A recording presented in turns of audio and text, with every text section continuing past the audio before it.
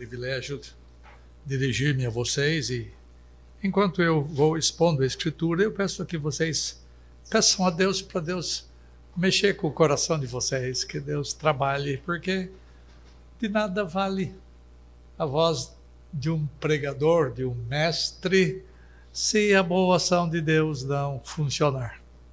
É tudo vão. E eu quero trabalhar com vocês nesses 3 dias sobre a realeza de Deus. Eu sei que o assunto parece simples. Às vezes tem coisinhas que a gente não está acostumado a pensar, e vou tentar trabalhar com algumas delas. Eu vou trabalhar agora...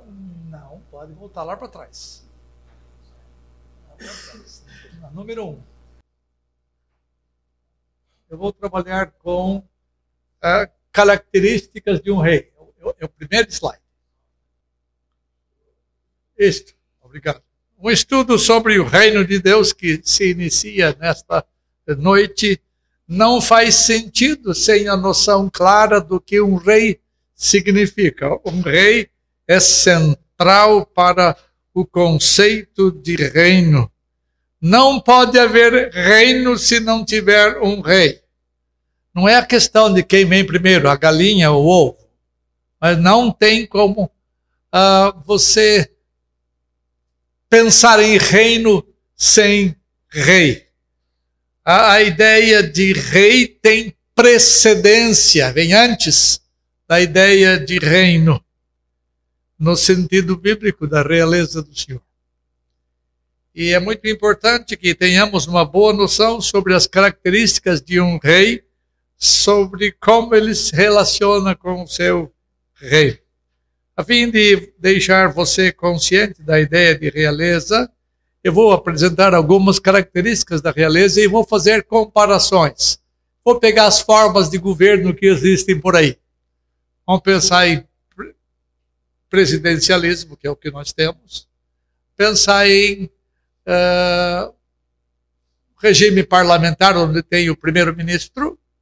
Pensar na realeza de alguns países que possuem realeza. Então, comparando com a realeza do Senhor. Primeira coisa, a ideia de rei é central para a ideia de reino. Um reino está intimamente ligado ao rei. Na verdade, na Inglaterra, mal morreu a Elizabeth, o Charles III, Carlos III, já foi colocado como rei. Mas o reino já existia. No caso de Deus, não tinha reino antes de haver rei. O território do reino, os súditos do reino, os cidadãos do reino, são elementos consequenciais. São resultantes da ideia de rei. E esses elementos podem existir, mas se não houver um rei que os governe, não existe reino. Se não existe rei, esses outros aspectos não fazem sentido algum. Num regime democrático, que às vezes parece mais ser do demo, num regime democrático, o líder, seja ele presidente da República ou primeiro-ministro, dependendo do tipo de governo, ele não é o centro do governo. Mas, no regime democrático, a Constituição é o centro. Se os caras que estão por dentro aí soubessem. Tudo gira em torno da Constituição. Todas as autoridades constituídas devem obediência às leis estabelecidas em uma Constituição. E a Constituição que rege a todos, inclusive o presidente, inclusive o primeiro-ministro. Os presidentes ou os primeiros ministros mudam em poucos anos, mas uma Constituição permanece. Ela é vitalícia. No regime monárquico, tem poucos regimes monárquicos neste mundo. Na verdade, os regimes monárquicos que existem hoje são regimes onde uma assembleia controla, onde o parlamento controla. Mas no regime monárquico não é uma constituição que prevalece, mas é a palavra do rei. Ele é a lei. A sua palavra é o governo. Se você argumenta que a escritura é uma espécie de constituição, você tem que entender que, no nosso caso, ela foi escrita, ela foi inspirada pelo rei. Por essa razão, o conceito de rei ou de monarquia não é alguma coisa fácil de ser entendida, mesmo pelos próprios cristãos nestes tempos de tanta ânsia democrática que nós vivemos. Eu não vou entrar em detalhes, mas vocês sabem da luta dos adversários da nossa eleição. Cada um quer ser mais democrático que o outro. E às vezes essa ideia se perde e nós caímos em contradição muito grande no nosso conceito de democracia. Então, um rei nós não estamos acostumados na nossa geração a falar de realeza. Muita gente na igreja tem reservas em aceitar o governo divino, tem reservas em aceitar a soberania divina, por causa do conceito democrático que está em nossa mente. Muita gente não consegue entender por que Deus escolhe uns para a vida e deixa outros. Afinal de contas, eu vou mostrar daqui a pouco, quem escolhe quem vai fazer parte do reino é ele. Mas nós achamos que isso é injusto, alguém ter o poder todo nas mãos. Nós gostamos de ter esse poder repartido entre todos nós. Segunda coisa, o rei é a autoridade última de um reino. Num regime totalitário, o ditador tem a última palavra, desrespeitando qualquer possível lei estabelecida. Via de regra, os ditadores são ímpios e injustos. Você conhece um cara da América Central? Como é que é o nome dele? Que anda perseguindo. É esse aí. Entretanto, numa monarquia decente, que está quase impossível de achar, um verdadeiro rei não é um ditador. No regime democrático, a autoridade última, eu disse a vocês há pouco, é a Constituição. Os presidentes passam, as cortes supremas de justiça passam, mas a Constituição permanece. Ao menos é assim que as coisas deveriam ser no Estado democrático. Além disso, numa democracia, os líderes fazem acordos com chavos, criam comissões, numa tentativa de alcançar consenso no estabelecimento de uma lei que não está prescrita na Constituição. A questão de autoridade última numa monarquia é bem diferente, especialmente quando tratamos do monarca, daquele que é o princípio único, e é Deus. Ele possui autoridade absoluta e ele próprio é a lei do seu reino. Ele não discute nem põe em votação as suas leis. A palavra do rei é a lei que vige mesmo nas regiões mais distantes do seu reino. A sua autoridade é suprema em todo o território do seu reino. E ele reina infindavelmente. A autoridade de um rei não é igual à autoridade de um presidente num regime democrático presidencial ou de um primeiro-ministro no regime democrático parlamentarista. Um presidente deve consultar o Congresso e um primeiro-ministro consulta o parlamento. Em ambos os casos, o líder pode ter o seu ato questionado ou mesmo anulado. Nós já vimos isso em nosso país muitas vezes. Nos regimes totalitários, um ditador pode exercer um poder absoluto por algum tempo, mas a sua autoridade não é legítima porque ele se impôs. Esta é a razão pela qual os ditadores usam a força e a violência para reprimir os protestos contra os seus atos e permanecer no poder. Todavia, quando um rei fala, ele fala com a autoridade absoluta, que é inerente à sua realeza. Se é assim com os reis desse mundo, se imagine a autoridade absoluta daquele que é chamado de Rei dos Reis e Senhor dos Senhores. Jesus deixou bem clara a sua autoridade quando disse diversas vezes: ouvistes o que foi dito, eu, porém, vos digo. Ele tinha autoridade de realeza. Ele tem autoridade de mudar a lei, ou de melhorar a lei, de aperfeiçoar a lei. Foi dito isso aos antigos, eu vos digo isto. E o texto fala que ele as ensinava como quem tem autoridade. Jesus não discutia a sua autoridade, nem pedia ajuda às autoridades religiosas do seu tempo para entender as regras do seu reino. As palavras dele eram as palavras do reino. Terceira coisa.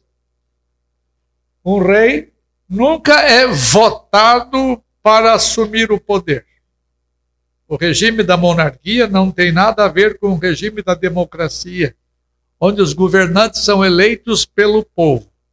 No regime democrático, os líderes são eleitos para o poder. Nos totalitários, os governantes tomam o poder.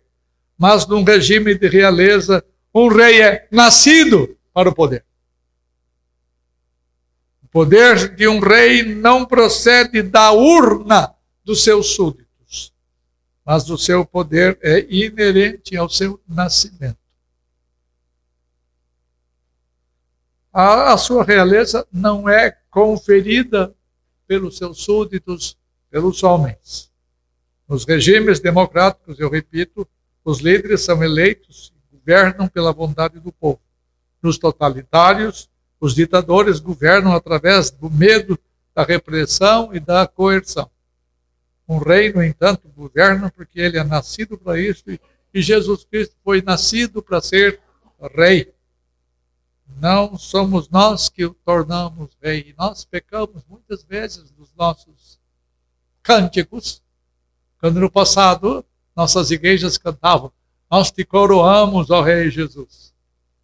Com glória coroai. Ninguém tem esse direito, porque ele não é coroado por alguém que está sob ele. Súditos não coroam o rei. Por essa razão, quando você na sua igreja cantar coroamos-te, Rei Jesus, você dá uma paradinha e reflita. Que isto não está certo. Isso é lutar contra as coisas conforme Deus as estabeleceu. A autoridade de um rei não emana do povo. Você sabe que a briga de Bolsonaro, de Lula, etc., é o poder emana do povo. Todo mundo fala isso. Sabe uma cambada de mentiroso? Porque, na verdade, é eles que querem. O poder não emana do povo. No sistema que nós vamos trabalhar aqui, o poder emana do rei. A autoridade de um rei é alguma coisa inerente à sua realeza. Um povo não torna o seu governante soberano, porque, eu repito, ele é nascido soberano. Jesus disse a Pilatos que ele foi nascido como rei.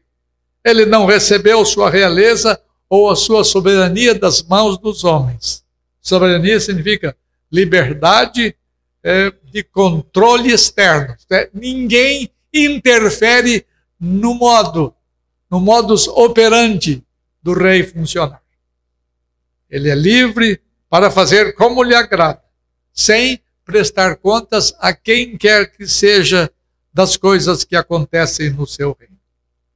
E ninguém, por excelência, tem autoridade de dizer a Deus o que ele deve fazer, porque a soberania de Deus é absoluta. Eu não vou tratar desse assunto nesta semana, mas ele é aquele que completamente se determina a si mesmo, se é que eu posso dizer. Quarta coisa. Um rei não pode ser deposto de sua posição pelos votos do povo. Porque o seu reino é por nascimento, um rei governa por toda a sua vida. É de família, né? Morre o pai, entra o filho e assim vai. Governa toda a sua vida. Ele recebe a realeza por direito de nascimento. No regime ditatorial, um governante pode ser retirado do poder por uma revolução ou um golpe de Estado, mesmo por um levante popular. E é o que vai acontecer uma hora ou outra com Ortega. E vai acontecer com outros que estão por aí. Alguns são mais fortes, como lá na Coreia do Norte, ou na própria China. É verdade que ele foi eleito, mas aquilo é fake. No regime democrático, um presidente é deposto por alguma grave irregularidade cometida e perde o ofício quando o seu mandato se encerra. Entretanto, no regime monárquico, mesmo os humanos, o ofício é exercido por toda a vida. Um rei deste mundo pode ser deposto por força ou por revolução, ou mesmo golpe de Estado. Mas o rei dos reis nunca perde o seu mandato. Nunca. Porque ele reina desde que ele criou o território do seu reino. E reinará, mesmo depois da renovação da criação, infindavelmente. Diferentemente dos imperadores humanos que perdem a sua força e acabam perdendo o trono, o rei dos reis nunca vai ser destronado. Sua soberania permanece para sempre, porque o seu governo não pode ser contestado ou removido, pois todos os reis da terra são por eles reputados como nada. Todas as forças do mundo não podem tirar Deus do poder. Quinta coisa. Um rei possui uma palavra que tem a força de lei. Porque a autoridade do rei é absoluta, sua palavra de ordem é autoritativa, é normativa, ela tem que ser obedecida. Ninguém pode emitir uma contra-ordem. Ninguém pode negar seus pronunciamentos, nem mesmo revogar seus decretos ou ainda alterar os seus estatutos. O grande rei Davi portou-se exemplarmente quando disse: a lei do Senhor é perfeita, o testemunho do Senhor é fiel. E descreve no Salmo 19 a formosura da palavra do rei que tem força de decreto. A palavra do rei dos reis é sempre cheia de autoridade e deve ser normativa para todos os cidadãos do reino. Sua palavra tem a força de lei. Punição ou disciplina vem sobre aqueles que andam em desobediência à lei do rei. Sexta, um rei possui, isso que é muito interessante, possui pessoalmente tudo em seu domínio. No regime democrático, um presidente não é dono de bens quaisquer, das coisas que pertencem ao país. No regime totalitário, Um ditador também não é dono do seu país. Se em qualquer um desses regimes os governantes se apossam de propriedades ou se apossam de riquezas através de fraude ou corrupção, eles são passíveis de serem depostos de seus ofícios. Entretanto, num regime de realeza, o rei possui todas as coisas do seu domínio. Eu estive passeando há alguns meses atrás com a minha esposa e 2 cunhadas numa terra onde tem shakes, não é aquela bebida. E eu perguntei, o que shake significa? Shake significa king, rei. E nos Emirados Árabes tem vários reis, porque cada emirado possui um sheik. E ele faz e desfaz, manda e desmanda, porque tudo é dele, não existe propriedade privada, tudo é dele. As mesquitas são construídas pelo rei. Tudo pertence ao rei numa realeza. O rei possui todas as coisas do seu domínio. A monarquia é a única forma de governo em que o governante possui tudo e possui todos. Se isso é verdadeiro dos reinos deste mundo, você pode imaginar o que acontece com o rei dos reis, senhor dos senhores. Veja o que o texto da Bíblia diz. Ao Senhor pertence a terra e tudo o que nela se contém. O mundo pertence a ele e os que habitam no mundo pertencem a ele. O rei é dono de tudo. O próprio rei supremo assume que possui todas as criaturas vivas sobre a terra. Todas elas lhe pertencem. Olha o que diz. Pois são meus todos os animais do bosque, minhas as alimárias aos milhares sobre as montanhas. Conheço todas as aves dos montes e são meus todos os animais que pululam no campo. A gente não presta atenção a isso, né? Pertence ao rei. Ele é dono de tudo. Possui as pessoas, os animais, a terra, o ar ao redor da terra, tudo que está acima da terra, como está debaixo da terra, como o ouro, a prata, a platina, as pedras preciosas. Porque ele criou tudo e mantém tudo no território do seu domínio, que é o universo.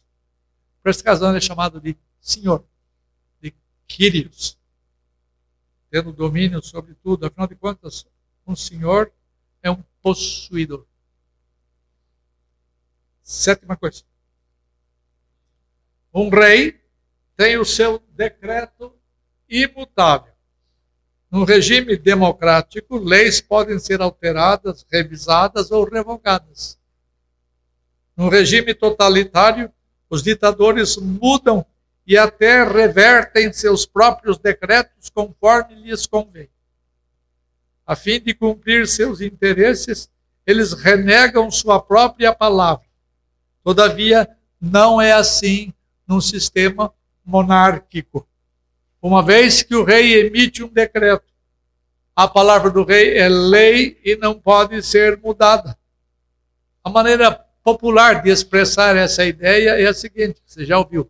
Palavra de rei, não volta atrás. É imutável naquilo que ele diz.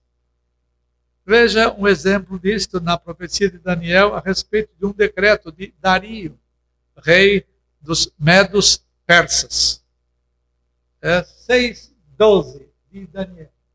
Se apresentaram ao rei e a respeito do interdito real, isto é, do decreto, e disseram, não assinaste um interdito que, por espaço de 30 dias, todo homem que fizesse petição a qualquer Deus ou a qualquer homem que não a ti, ó rei, fosse lançado na cova dos leões? Respondeu o rei e disse, esta palavra é certa, segundo a lei dos medos e dos persas, que não se pode revogar. Se nas realezas deste mundo o decreto do rei não volta atrás, na realeza suprema isto acontece de maneira muito mais clara, muito mais evidente. Muitas vezes os reis não recuam em seus decretos por orgulho ou mesmo por falta de sabedoria. Entretanto, no caso do Rei dos Reis, um decreto dele não pode voltar atrás, porque o decreto dele é perfeito e sábio. Ele tem propósito definido em tudo o que ele decide fazer. Sua palavra tem força de decreto. Como disse o texto ali agora há pouco, edito real, que tem que ser cumprido. E a sua palavra decretiva é justa e permanece para sempre. Oitava coisa. Isso aqui também é muito legal. O rei escolhe quem serão os cidadãos do seu reino. No regime democrático, os cidadãos escolhem os seus líderes para dirigirem os seus destinos. No regime totalitário, os cidadãos não são nada mais, nada menos do que ferramentas de quem o ditador se serve. No regime monárquico, esse tipo de relação opera de modo bem diferente. O rei acolhe, o rei humano, o rei acolhe os seus súditos e, se ele é justo, ele tem grande preocupação com seus súditos. Na monarquia divina, diferentemente das monarquias humanas, a relação entre o rei dos reis e os seus súditos, ou os seus cidadãos, supera todas as relações dos outros regimes de realeza. Ele se dá o direito de escolher quem vai fazer parte do seu reino, quem vai desfrutar das benesses do seu reino. Por sua autoridade suprema, ele decide sobre os padrões de cidadania no seu reino.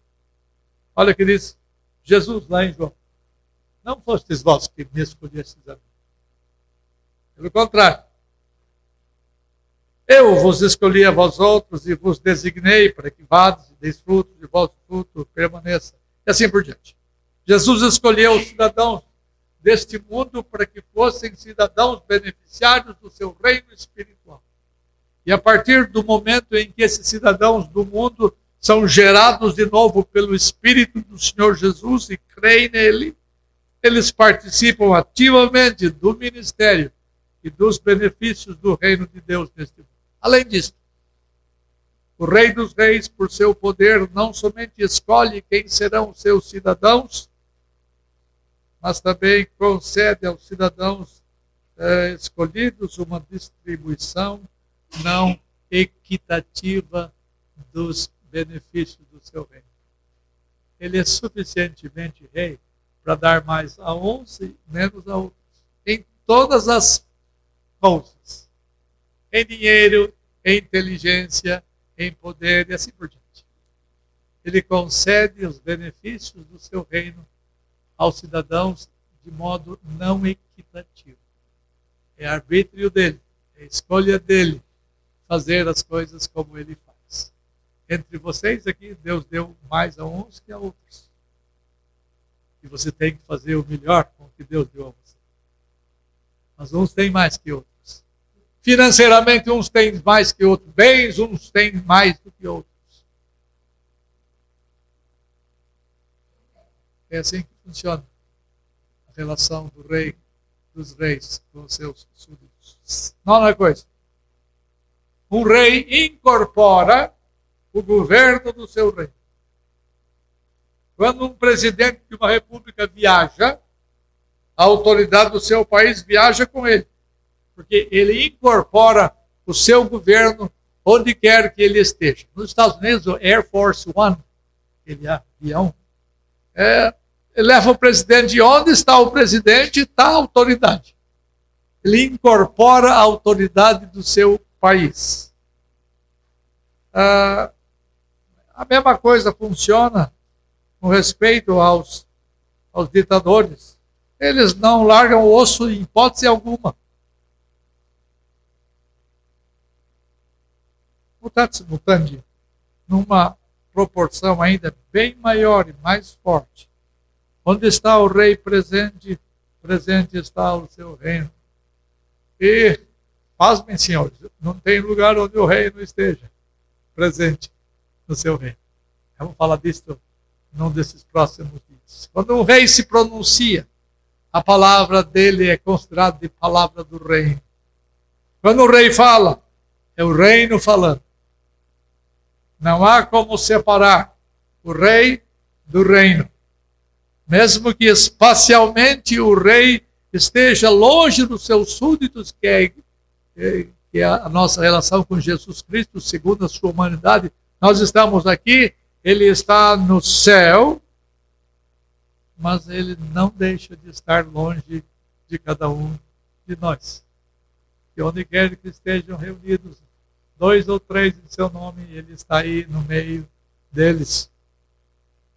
O reino de Deus está presente neste mundo, porque o rei tem a capacidade de estar em todos os lugares do seu domínio em virtude de ser onipresente. Vamos trabalhar mais tarde. 10ª coisa. A riqueza de um rei é medida por sua propriedade. No regime democrático, os líderes eleitos pelo povo podem ser ou não ricos. De qualquer forma, nesse regime, os líderes nunca serão donos do seu território, ou território do seu governo. Nunca. No regime totalitário, a riqueza de um ditador está ligada ao dinheiro e propriedades que ele usurpa, que ele rouba do seu povo. Por essa razão, quando esses ditadores são depostos, eles caem fora e vão para buscar asilos em outros regimes totalitários. Eles conseguem abrigo nesses lugares, desfrutando das riquezas que adquiriram desonestamente. No regime monárquico, a riqueza de um rei tem uma origem diferente.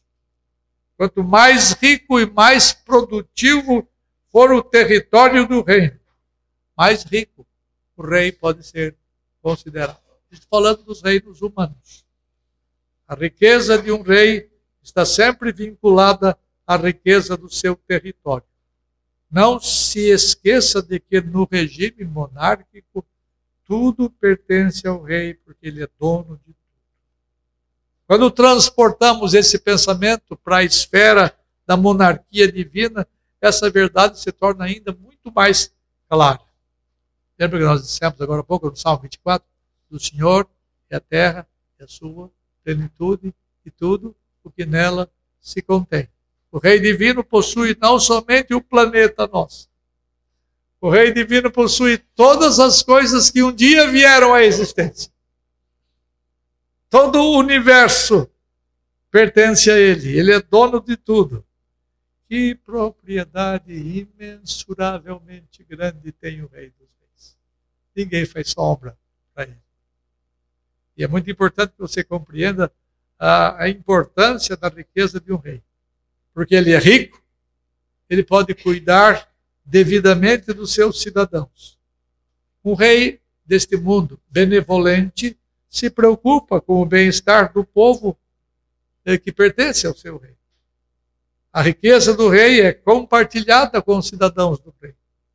Todos possuem uma riqueza comum em virtude da liberalidade e bondade do rei de toda a terra, ou do rei de todo o universo. 11. A gente termina. A riqueza de um rei pode ser avaliada pela condição em que vivem os seus súditos. Em qualquer tipo de governo, podemos medir e avaliar a riqueza e a justeza de um governante pelo modo digno como vivem seus governados. Teoricamente, quanto mais justos são os governos, mais confortavelmente os governados vivem. No regime monárquico, se os cidadãos são pobres, isso indica que, no mínimo, o rei tem pobreza de mente e é injusto. No entanto, se os cidadãos do reino são prósperos, O rei é visto como alguém rico que sabe fazer seus cidadãos partilharem da sua riqueza, desfrutarem das benesses do seu rei. A riqueza dos cidadãos aponta para a justeza do rei.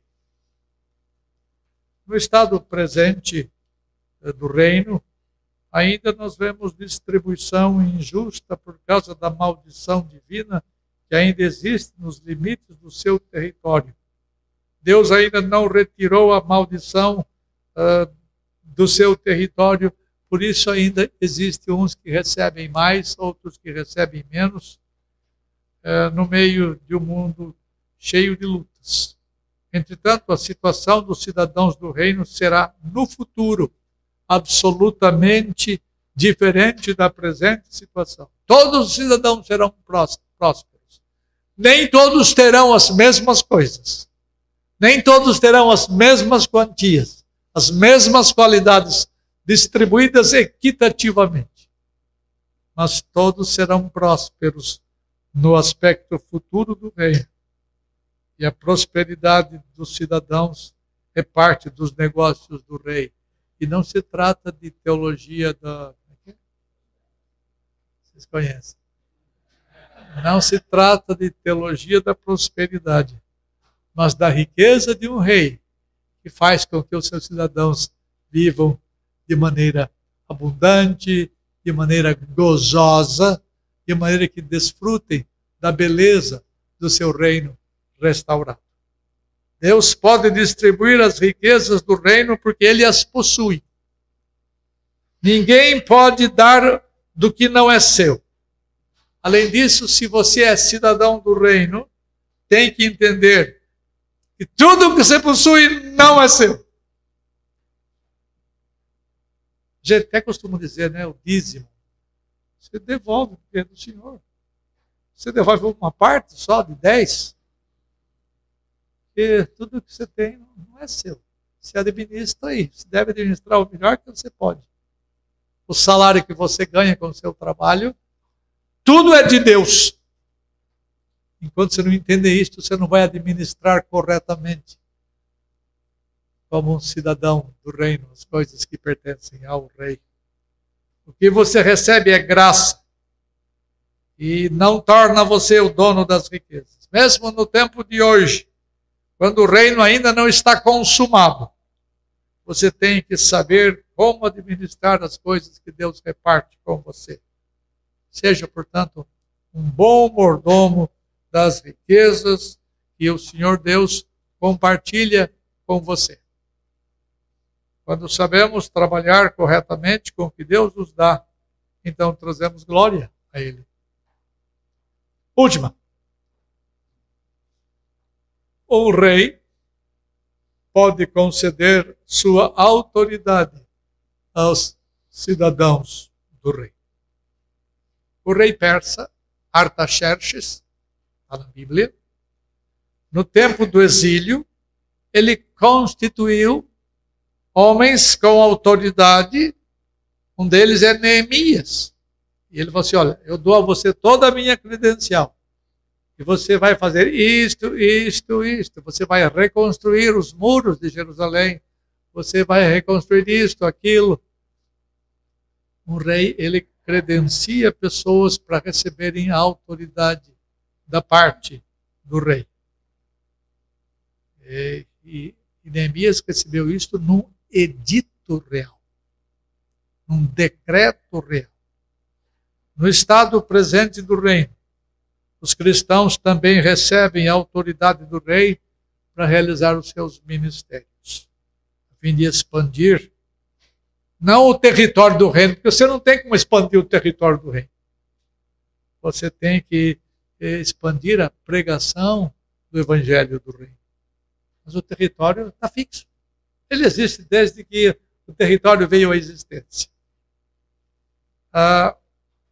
Vocês todos, espero eu, são ministros de Cristo Jesus. Ministro é aquele que serve, que está à disposição do seu rei, à disposição do seu Senhor. Eu espero que vocês aprendam a expandir a boa nova do reino. Porque O Evangelho é chamado de Evangelho do Reino. Tudo na Escritura é vinculado ao reino. É que nós não prestamos atenção. O Evangelho do Reino, a pregação do Reino, o ensino do Reino, a lei do Reino, as parábolas do Reino, tudo é do Reino.